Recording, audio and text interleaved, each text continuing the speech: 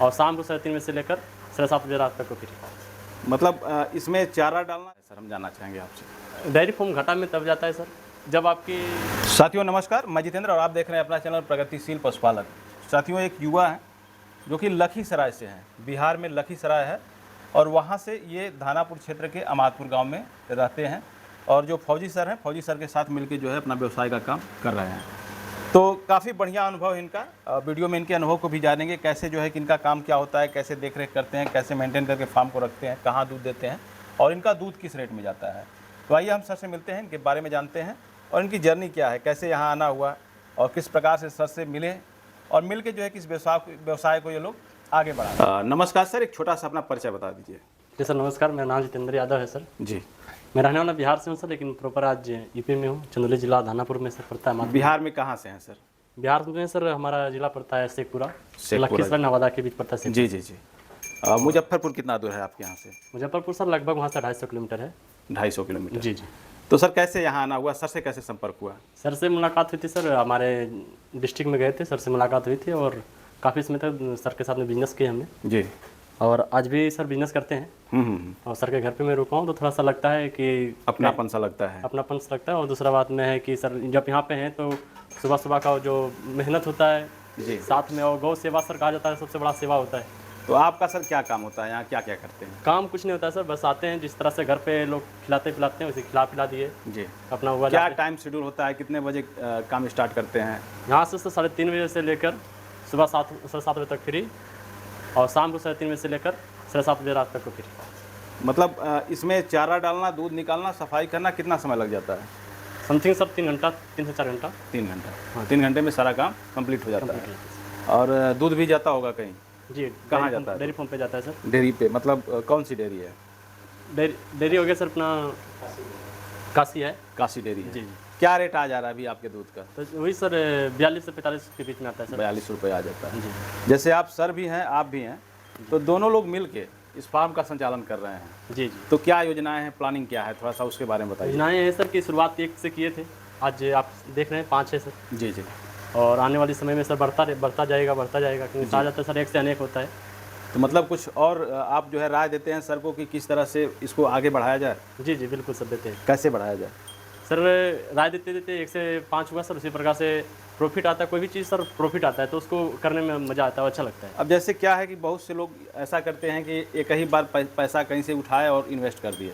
नहीं सर, तो मेरा कैसे गायों को बढ़ाना चाहिए, गायों की संख्या को कैसे बढ़ाना नहीं सर, मेरा तो एक व्यक्तिगत रहेगा राय कि सर एक भैया ही नहीं बढ़ाया जाता सर। कोई भी चीज़, कोई भी फील्ड में आप हैं, जी जी, आप एक बार छलांग लगाते हैं सर तो गिरने की आशा ज़्यादा रहती है जी। लेकिन आप धीरे धीरे स्टेप बाय स्टेप चढ़ते हैं, एक सीढ़ी चढ़ते हैं तो आप आसान से चढ़ जाएंगे, कोई तकलीफ भी आपको नहीं है। जैसे कोई पशुपालक है 5 गाय की डेयरी फार्म शुरू करना चाहता है तो कैसे शुरू करे सर?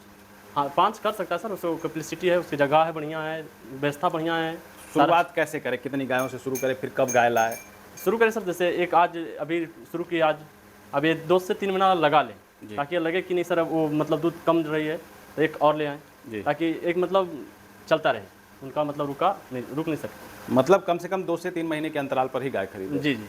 और डेयरी फार्म घाटा में कब जाता है सर, हम जानना चाहेंगे आपसे। डेयरी फार्म घाटा में तब जाता है सर जब आपकी खाने वाला ज़्यादा हो, दूध उत्पादन कम। जी। तो उसके लिए क्या योजना बनाया जाए, जैसे कि दूध का जो लेवल है वो बना रहे और नुकसान ना हो? उसका लिए सर एक ही है कि गाय आप 2 महीना 3 महीने आगे पीछे ले सर। जी। यदि आप बढ़ाना चाहते हैं तो कौन कौन से सर मुख्य बिंदु होते हैं जो कि डेयरी फार्म के पिलर कहा जाए, कि अगर उन सब चीज़ों को देख के अगर कोई भी पशुपालक डेयरी फार्म चलाता है तो उसकी डेयरियाँ लंबे समय तक चलेंगी? उसके लिए सर पिलर ये होता है कि जैसे सबसे पहले में तो सर स्वयं आप उसको देख रेख करें, और क्या दिक्कत आ रही है, क्या कहीं पे क्या आ रही है वो करें आप जी। और आप पशु के लिए सर सबसे बड़ी चीज़ होती है खुराकी, वो टाइम टू टाइम आप अवेलेबल करके रखें सर। ब्रीडिंग के बारे में क्या प्लानिंग है सर, ब्रीडिंग कैसे कर रहे हैं आप लोग, सीमन उमन कौन सा लगा रहे हैं, कौन सा यूज कर रहे हैं? सर कोशिश करते हैं सर कि अच्छा से अच्छा सीमन लगे जी, ताकि जो इस बार लगाए तो अगले बार कहीं और आता है सर, उससे अच्छा सीमन लगाने की कोशिश करें, जैसे लोग जनरेशन बढ़ता रहे। बहुत से लोग कहते हैं कि जो हम लोग गाय खरीद के ला रहे हैं जी, और जो बछिया पालेंगे उससे अच्छा है कि हम उतना में गाय खरीद लेंगे, वैसे लोगों को क्या कहेंगे सर? सर? देखिए हम एक चीज़ वो लेंगे सर कि जो बोलते हैं, एक होता है सर कि वो आप ऑलरेडी एक ला रहे हैं जी, लेकिन एक आपको अनुभव मिल जाएगा कि आप बच्चे को तैयार किए हैं, ये आपको सर देख रहे हैं, अब इसको आप स्वयं फिर डेयरी फार्म में रखेंगे तो आप कहीं ना कहीं सर इससे आप बचपन से लेके आप दूध देने तक आप उसका सफ़र को जान रहे हैं। मतलब जैसे ये अपने इन्वायरमेंट में पली है, तो मतलब इससे हम हर एक चीज़ से रूबरू रहते हैं। जी जी। और नई गाय लेके आ रहे हैं तो कैसे रख रखाव वहाँ हुआ है, किस माहौल से आई है, हाँ सर, ये उसमें चीज़ आपका जानने सर में कहीं ना कहीं दिक्कत घटा हो सकता है और नहीं भी हो सकता है। और सर जैसे बहुत से लोग जाते हैं बाहर से गाय लेके आते हैं, तो क्या ये सही है बाहर से गाय लाना या फिर लोकल खरीदना, क्या चीज़ उचित रहता है? सर हमारे तो रहेगा सर कि लोकल से आप जी। लें। बाहर से सर आपको दूध बढ़ाकर बोलता है, फिर उसको कुछ बोल नहीं सकते, लेकिन लोकल से आप लेंगे तो एक वो भी रहता है कि नहीं हम दे रहे हैं लोकल में, जी जी। तो एक रहता है। मतलब लोकल ही गाय हमें खरीदना चाहिए। जी जी बिल्कुल। कितने लीटर वाली गाय से हम फार्म की शुरुआत करें जो समथिंग सर एक टाइम में न कुछ तो 10 लीटर दूध होना चाहिए। कम से कम 20 लीटर पर डे का? हाँ, पर डे का 20 लीटर दूध। तो सर 20 लीटर गायों का जो फीडिंग प्लान होता है, थोड़ा सा वो हमारे दर्शकों को समझाइए कि जो गाय 20 लीटर दूध दे रही है तो उसका फीडिंग प्लान क्या होना चाहिए?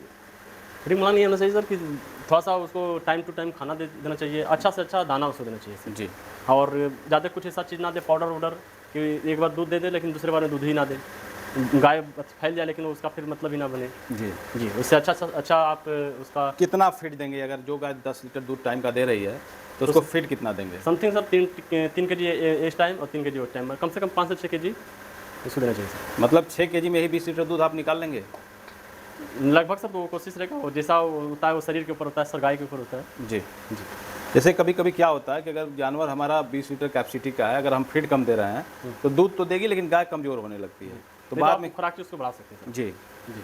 तो बाद में क्या होता है कि जैसे BCS उसका डाउन हुआ तो उसमें रिपीट की समस्या आने लगती है। तो अभी फार्म पे आपको रिपीट की समस्या किसी गाय में आई है? नहीं सर, ऐसा कुछ तो नहीं आई है, जैसे सीमन लेकिन कंसीव ना करे? हाँ नहीं वैसा तो नहीं आया है, लेकिन होता है सर, खान पीन में हो जाता, उतना चाहो तो हो जाता है। हो जाता है कभी। जेर और सर गिराने के लिए? जी सर। जैसे जेर जो फंस जाता है, नहीं वैसा कोई दिक्कत आई तक अगर किसी गाय का फंस गया तो कुछ क्या देना चाहिए, कुछ पता है? नहीं सर, वैसा कुछ तो हुआ ही नहीं। तो ऐसा केस अभी आया नहीं, मतलब नहीं सारी आया। गाय जो है कि जेर आराम से जी जी गिरा देती है। बहुत अच्छी जानकारी दी, और बिहार से चल के आप जो है कि उत्तर प्रदेश में रह रहे हैं और सर का साथ दे रहे हैं, ये काफ़ी सराहनीय है। जी जी। धन्यवाद आपका जो आपने इतना कीमती समय दिया, धन्यवाद।